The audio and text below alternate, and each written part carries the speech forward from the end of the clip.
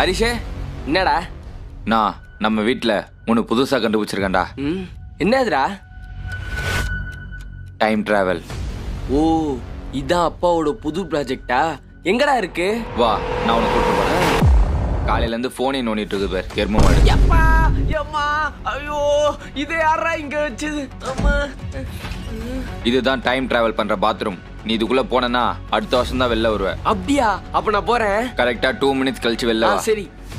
3, 2, 1.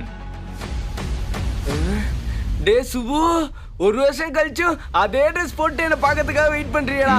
டேய், என்ன ஒரு கோஇன்சிடென்ஸ் பாருடா. இந்த ஸ்டூல் அதே இடத்துல இருக்கு.